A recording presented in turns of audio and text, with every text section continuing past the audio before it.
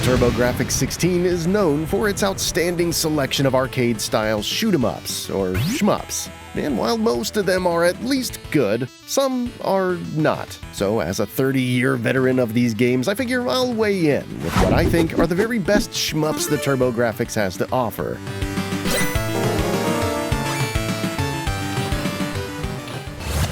Blazing Lasers is the kind of shooter that makes you question why you would ever play any other type of shooter, especially kinds that don't have massive lasers and intergalactic flying space brains.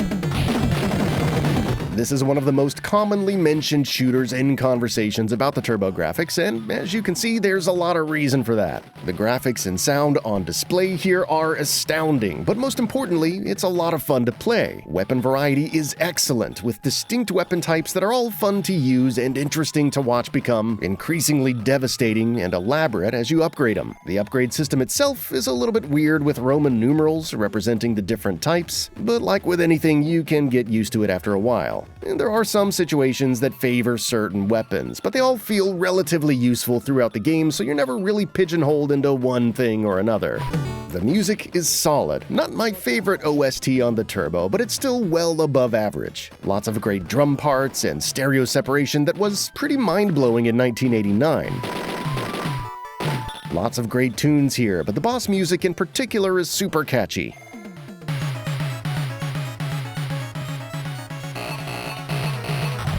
Speaking of, Blazing Lasers has some of the craziest looking bosses on the system. Now, they don't animate a whole lot, but they do take advantage of the Turbo's color palette and ability to display a lot of detail. The levels and enemies all follow suit, with an eclectic assortment of designs that give each stage a really distinct flavor. It's almost too eclectic, but it does keep the game extremely engaging, so I guess that's the point.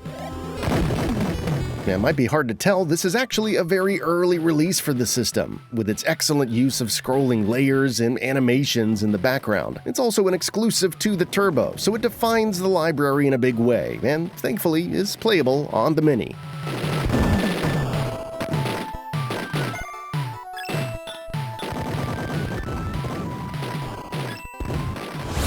Dead Moon is easily one of the most underrated TurboGrafx games in the entire library, and I think I understand why. It starts off kind of benign and honestly sort of unimpressive, with generic cityscapes and space backgrounds which, when combined with the somewhat steep difficulty, I can sort of see why a lot of folks would put the game down after a few minutes or so in favor of something else. That is a mistake though. Once Dead Moon really gets going, by the third stage, it explodes into one of the better shooters on the system, with increasingly elaborate level and enemy designs, outstanding music, and a fair but stiff dose of challenge. The way Dead Moon handles parallax background layers is particularly skillful. The moon level in particular here looks absolutely insane. I don't even know how many background layers there are here. They're blended so well together, it just kind of looks like a rolling lunar landscape, like it's supposed to. Once you get past the midway point, the use of color and implementation of crazier and crazier enemies continues to intensify, and by the end it becomes pretty clear that the first couple of levels are just not a good representation of the game as a whole. I'm not sure why Dead Moon backloads the vast majority of its awesomeness in the second half of the game, but that extreme contrast does give some weight to the journey from Earth all the way to the alien homeworld, so maybe that's the point. One thing Dead Moon does manage consistently throughout the game is the music. It's not quite in the top tier of Turbo game soundtracks, but it's not far off either. Great mixing, letting each instrument shine, and a very smooth overall sound make the tracks really pleasant to the ear. And again, the stereo separation with drum fills is a nice touch. The theme for Stage 2 is probably my favorite.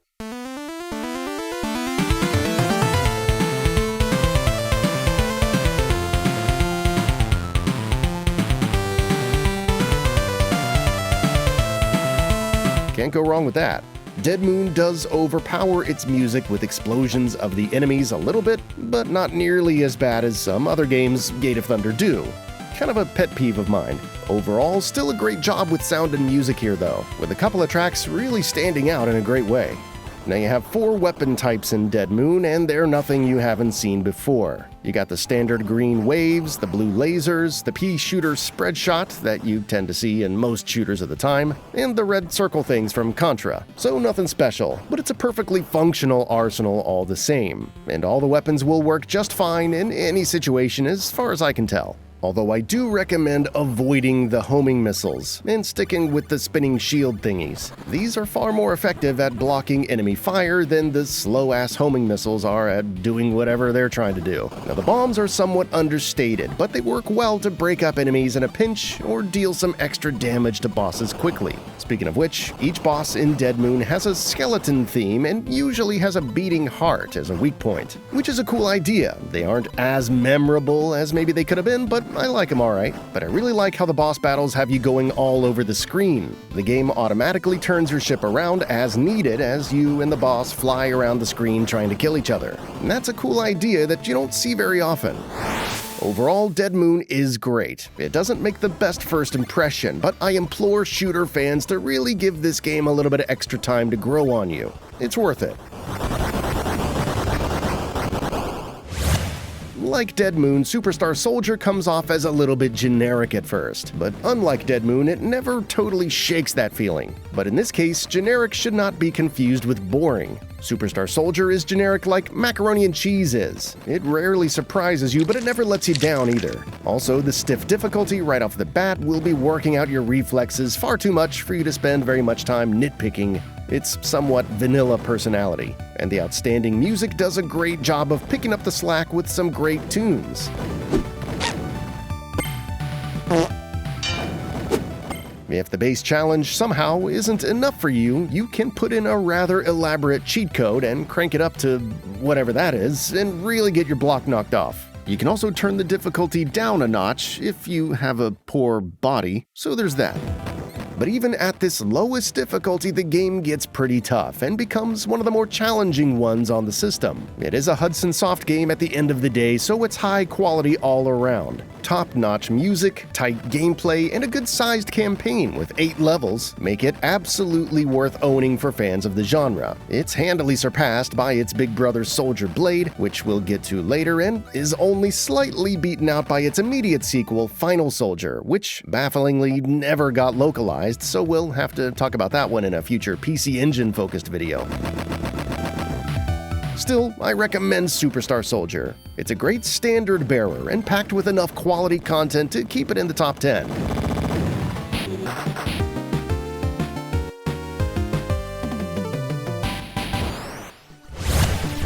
Now, I've talked about Cybercore several times on this channel, so I'll keep it somewhat brief here. But make no mistake, this is an outstanding shooter that goes all in with its insect theme, from dozens of different bug monsters to shoot down, music that flutters out of your speakers, reminding you of flies and bees, and the multiple insect theme upgrade paths that your ship can take, giving you a good variety of weapon styles. This is the definitive insect-themed shooter in my view, just barely edging out above Insector X on the Genesis, which is also pretty good. This is also one of those shooters where you bomb some enemies on the ground and shoot airborne ones with regular fire, giving your brain a little bit more to consider. Bosses even make you use both or either type of fire to take them out. If I had to gripe about anything with Cybercore, it would be the somewhat ho-hum level designs that feature no scrolling layers and almost no animation. And they kind of blur together for me for most of the game. It doesn't bother me too much, but when you compare it to other games on the system, you notice a bit of a difference here. Overall, while there are several better shooters in the Turbo's library, this is still a clear favorite of mine, and I'll always recommend it. It's got a unique look to it, it plays well with adjustable speed, fun upgrades, and a very approachable difficulty. But of course it gets those extra points for the well-executed insect theme and outstanding soundtrack.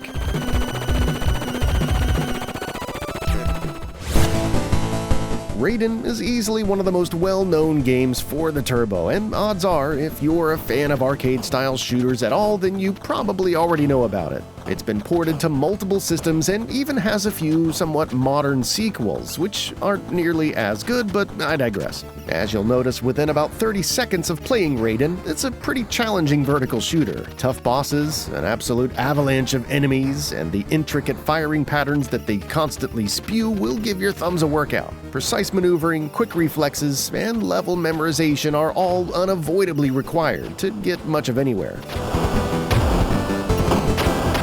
Like a lot of the harder shmups out there, Raiden is a one-hit death game, and you don't get to respawn immediately either. You get sent back to one of the very few predetermined checkpoints, so get ready for that type of shooter. The presentation doesn't blow the competition away necessarily, but it still looks and sounds pretty good overall, with a clean look and a handful of cool effects that stand out, like the glowing embers where enemies once stood, and what is perhaps the most epic bomb drop animation of any 16-bit shooter ever.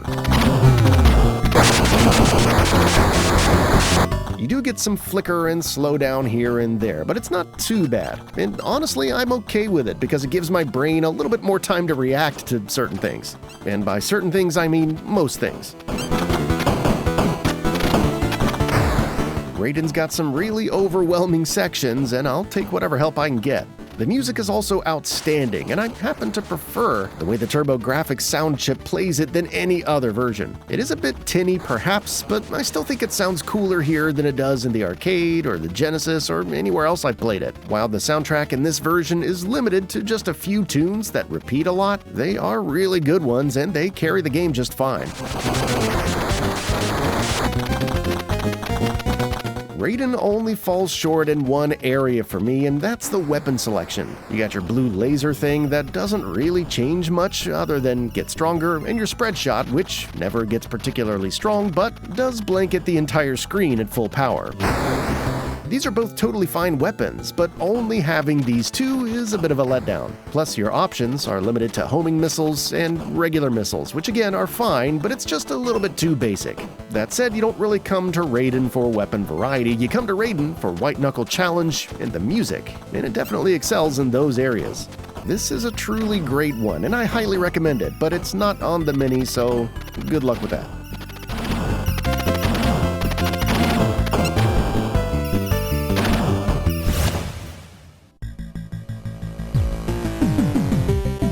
Dragon Spirit scratches a similar itch for me as Cybercore. It's not a stupendously great shooter mechanically, but it's good. And it's got a great theme, great graphics, and interesting music that complement each other well, which puts it over the top into the upper echelon, at least for me. Here we control a dragon, or I think a dude that became a dragon. Not too sure about the story here, but it does consist of rescuing somebody from a demon and having to turn into a dragon to do it. The power-ups here consist of a couple of different fire types as well as extra heads to multiply the fire, which is a neat idea. Also, like Cybercore, this is one of those shooters where you occasionally need to bomb things as well, including these colored egg things that give you your power-ups. Although some items can also be found in special enemies if you shoot them in time. The music here is great overall, albeit a bit inconsistent. Some tunes are kind of average, while some, like the song at the first level, are excellent and will be ringing in your head long after you've stopped playing. I really like how some of the soloing here shows off the Turbo's sound chip.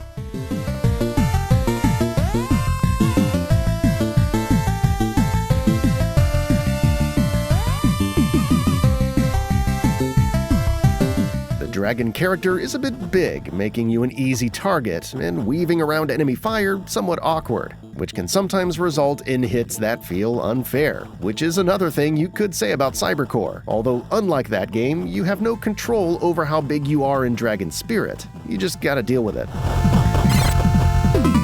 Level designs also, while nice and distinct, don't always show a lot of depth with much in the way of animation or layers. So with those bugaboos in mind, I can sort of see why this game isn't brought up a whole lot, but I'm still willing to go to bat for it. It's got a lot of character, and the strong points with the soundtrack and the fun boss battles keep it in my good graces. It's also not terribly difficult compared to games like Raiden or R-Type. So it's got some casual appeal that makes it playable without necessarily requiring every single one of your brain cells to be focused on it. Cool game.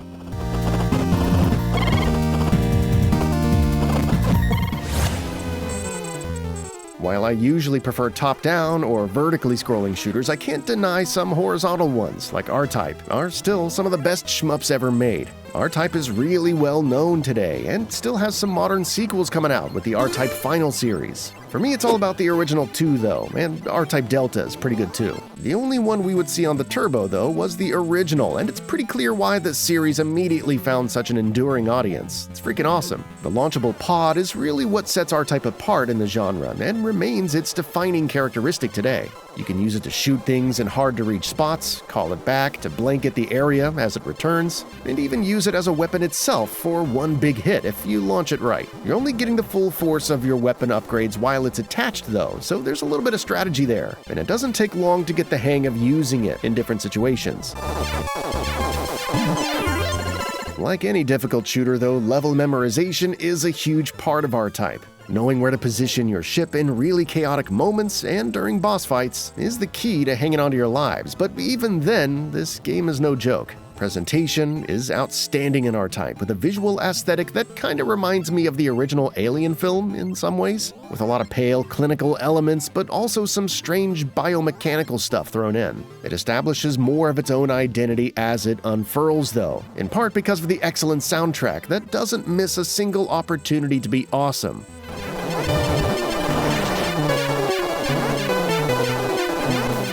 These tunes aren't as epic sounding as other shmup music tends to be, but instead go for more of a strange and eerie sound, which I like a lot, and kinda reminds me of Psychosis a little bit, which we'll be getting to here shortly. It's a great looking and sounding game all around, no matter how you slice it. It's honestly hard to come up with any real complaints about R-Type. Like Raiden, it's just a timeless classic in the shmup world, and there's not a whole lot bad to say about it. Now, this particular version is known for having lots of slowdown and glitching in the graphics, so if that bothers you, perhaps hunt down another version, like the one on TurboGrafx-16 CD, which actually runs better, although I don't like the music quite as much there, so yeah, I don't know. You can get R-Type Dimensions on the PS3 and PS4, and it's also on the TurboGrafx-16 Mini, so you got options here.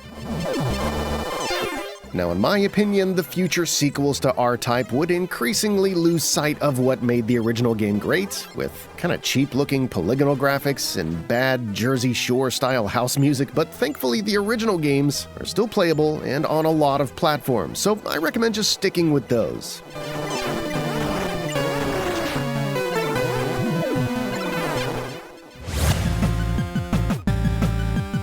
I do want to talk about Psychosis right next to R-Type because I want to highlight how it does a lot of the same things thematically, but arguably better. The cool pod element of R-Type aside, Psychosis is a fairly similar side-scrolling shooter that packs a lot of strange enemies, cool weapons, and eclectic levels, making a really unique game. I put this game on my weird TurboGrafx games video as well as my best of the TurboGrafx video, so I guess it's now one of the most talked about games on the channel, and I'm fine with that because it belongs in all of those places. Because Psychosis is awesome. It's also really underrated, and I'm not really sure why. If you want a strange shooter that breaks the mold in a lot of ways and offers a lot of good difficulty, look no further than this. About that difficulty, you probably won't be getting much of anywhere without a lot of level memorization, which can turn some people off. But it never feels unfair. If you keep at it, it can be extremely rewarding to get through. And the PC Engine version is called Paranoia, so if you want to save a few bucks, there's nothing wrong with going that route either. As far as I can tell, it's basically the same game, except with the levels in a slightly different order, and this guy flips you off in Paranoia, which is worth the price of admission alone. Either way, just play the game. If you haven't yet, then you're not a real shooter fan. Yep, I'm gonna gatekeep here.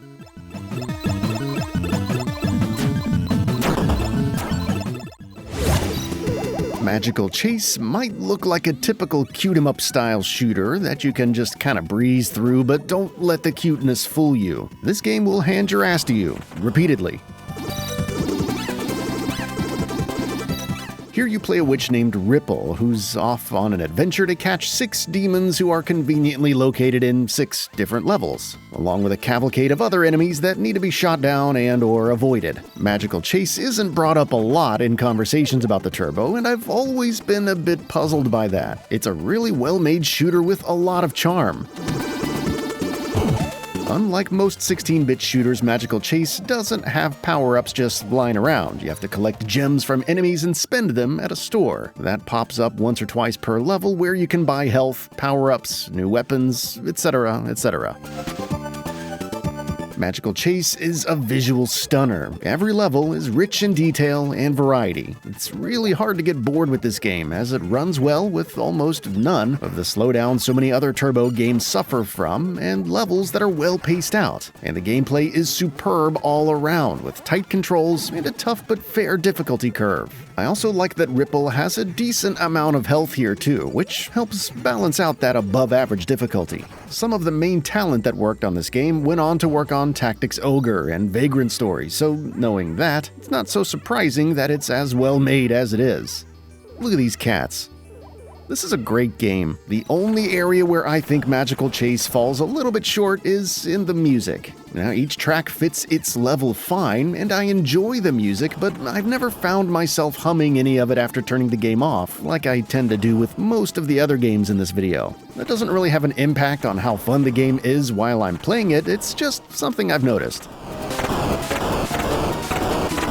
To sum it up, Magical Chase is a great game. Not an amazing one, but a great one, and well above average. If I had to rate it, I'd probably give it a really solid 8. Sadly, it's not on the TurboGrafx-16 Mini though, so if you want to play it in an official way, you may need to sell a kidney or two.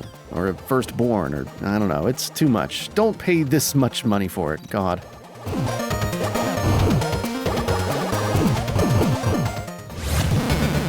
I'm gonna gatekeep on these next two games as well, which are, in my opinion, pretty much tied for the best shooters on the system. First is Zonk, which is basically the cute-em-up style of shooter refined to a sheen. Supposedly, Zonk is supposed to be some kind of distant descendant of Bonk, but the little scene at the beginning seems to imply that he's actually just Bonk after putting on some super cool guy sunglasses and doing a bit of time traveling, I guess. Not sure, and it doesn't matter, because Zonk is awesome. And way cooler than Bonk, so kids who thought Sonic was cool are all stupid now because Zonk is actually the cool guy. Or at least that's what Hudson Soft was hoping people would think back in 1992. And they largely didn't. Their loss. Zonk was actually created by Red Entertainment in collaboration with Hudson Soft. Red Entertainment would go on to work on a ton of other games over the years, including the original Gungrave. Zonk was their magnum opus, though. Tons of different weapons, all of which have a unique charge attack, plus a full charge bomb that you can do at any time that damages everything on the screen. It's not often that you'll be given enough time to charge that up all the way, but it's pretty helpful if you can squeeze it in. The sheer variety and wackiness of the different weapons and enemies put Zonk well above most other shooters on the system and in general. But it's the equally unique and well-designed companions that put it way over the top. All these guys can be summoned in to help and even fuse together with Zonk to create an insane hybrid monster that you can just dominate everything around you with for a while. And when you're doing that, you actually hear a slightly modified version of the theme from Bonk when you go all berserk.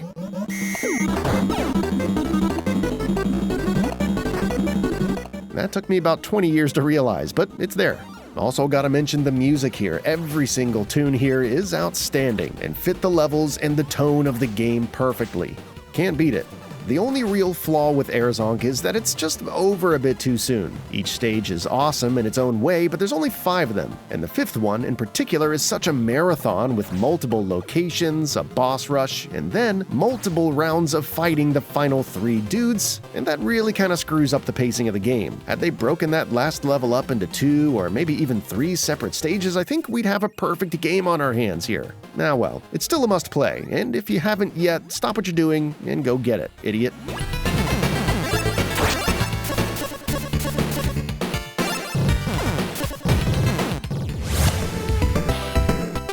In my eyes, Soldier Blade is basically perfection. It takes everything that Blazing Lasers and Superstar Soldier got right, with the level variety, the difficulty balance, and the excellent music, and it combines all of that with the best possible version of all the standard shmup elements of the time and throws it into a game that isn't too long or too short, too easy or too hard. It just nails the sweet spot in every possible category.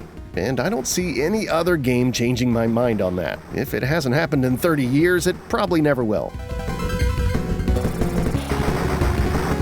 The enemies and bosses are all excellent. There's enough variety here to keep you engaged, but not so much that it flies off the rails. Bosses have multiple stages, and some of them even return later on in the game with different attachments and whatnot. You probably can't tell, but the game was actually rushed through development and made in less than a year, which is kind of shocking, honestly, as it's clearly Hudson Soft at their very best in the early 90s. It's hard to say which element of the game works best. Everything here is borderline flawless, but for me, it's probably the music that puts in the most work.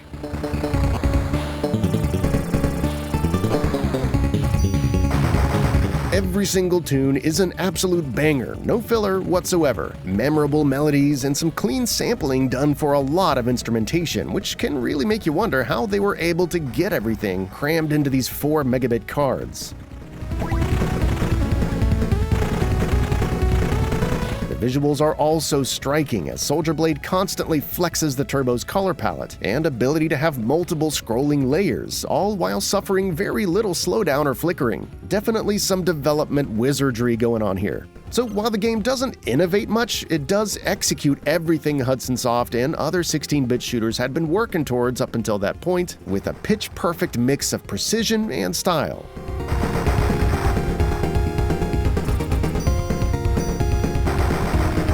You can perhaps find more creative shooters and more difficult shooters out there, but very few are this tightly made and fun to play. It's easily one of the best games of all time, and thus arguably the best shooter on the TurboGrafx-16. But that's just one man's opinion. Feel free to let me know how wrong or right I am, and mention any shooters that I might have missed, because I definitely want to take any excuse I can to talk about these games. But until then, thanks for watching.